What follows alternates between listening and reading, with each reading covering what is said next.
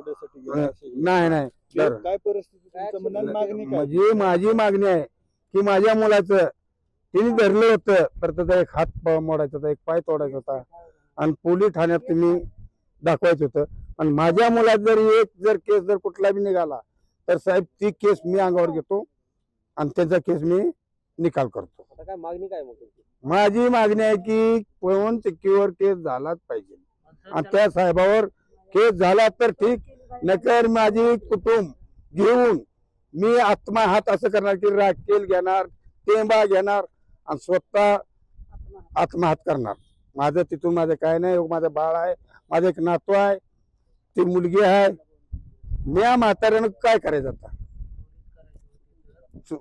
चोरीच करायचं. अहो इथं माझ्या तुळजापूर मध्ये कमत कम माझ्या परिसरामध्ये कमत कम 400-500 पवन चक्की आहे. तिथं काय नाही झालं आणि एवढ्या लांब जाऊ शकतो का? तर माझ्या हिशोबानं असं आहे की ह्या साहेबानं बघून माझ्या लेकराला किडनॅप करून नेऊन तिथं गोळीबार केला आणि त्या पवन चक्की उभा राहण्या म्हणून त्याला छापा द्यायचं हिने काम केलेलं आहे. तर मला ही जी आहे ही मला न्याय भेटल्याशिवाय मी माघारी घेऊ शकत नाही.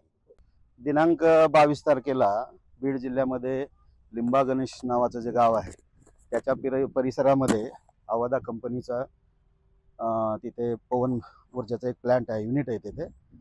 तर त्या ठिकाणी गोळीबार झाला. त्या गोळीबारमध्ये हे विष्णू काळे आहेत, तुळजापूरचे मूळचे आहेत, धाराशिव जिल्ह्यातले आहेत. गेल्या 25 वर्षापासून सामाजिक कार्यात ते सक्रिय आहेत.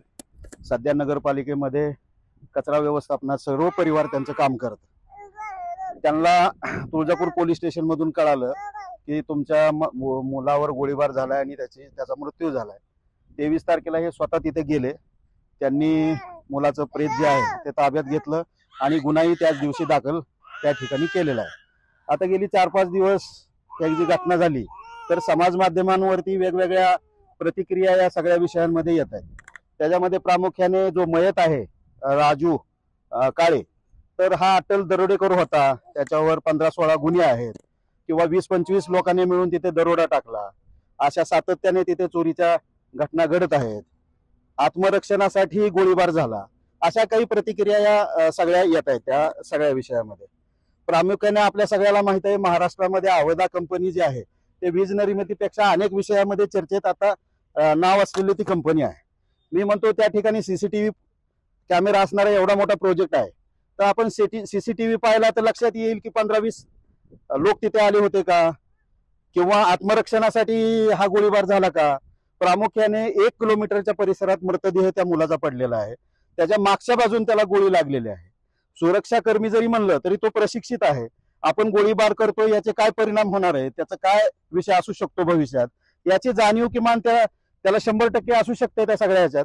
या सगळ्या विषयामध्ये जे तपास अधिकारी आहेत गोसावी साहेब त्यांनी गुन्हा दाखल केलाय, परंतु मीडियावरती त्यांची बाईट आहे की शिपायाने किंवा त्या सुरक्षा गार्डने आत्मरक्षेसाठी गोळीबार केलेला आहे.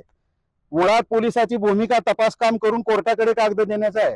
कोर्टाचं काम हे पोलिसांनी करू नये. या सगळ्या घटनेमध्ये त्याचा आत्मरक्षणात झालाय का त्याच्या गोळीबारामध्ये मृत्यू झालाय कोर्ट ठरवेल ना या सगळ्या विषयात. आणखीन दुसरी गोष्ट अशी आहे, जर त्याच्यावर 15-20 एकही FIR चोरी केल्याचा त्याचा जर महाराष्ट्रात नाही देशात कुठेही मिळाला तर आम्ही FIR जो केलेला आहे तो FIR रद्द करतो. त्याच्या वडिलाच्या समोर मी तुम्हाला सगळ्यांना ही करतो की FIR आपण रद्द करू. परंतु डिपार्टमेंटने कंपनीला बॅक करण्याची गरज नाही. माझं असं म्हणणं आहे की त्या ठिकाणी सातत्याने दाखवलं दरोडा झाला. अहो ते टावर आहे तिथे काय दरोडा करणार आहे जाऊन. भंगार चोरीला आपण दरोडा नाही म्हणू शकत. जी वस्तुस्थिती आहे ती वस्तुस्थिती आहे. चुकीच्या घटनेचं आम्ही समर्थन करणार नाही, परंतु याच्यामध्ये कंपनीचं सुद्धा काही ना काही रोल त्याच्यात आहे. आपल्या कंपनीची जबाबदारी याच्यात नाहीये का. आता कंपनी आता सुरक्षा गार्ड आणि ह्यांचा मुलगा जो मेलाय, आता हा 1 वर्षाचा मूल आहे, त्याला ही पत्नी आहे त्याची, हे आयुष्य कसं काढणार आहे सगळे या सगळ्या ह्याच्यामध्ये. शासनाने आदिवासी डिपार्टमेंटने यांना मदत केली पाहिजे आणि याच्यामध्ये कंपनीच्या व्यवस्थापकाला सह आरोपी बनवलं पाहिजे.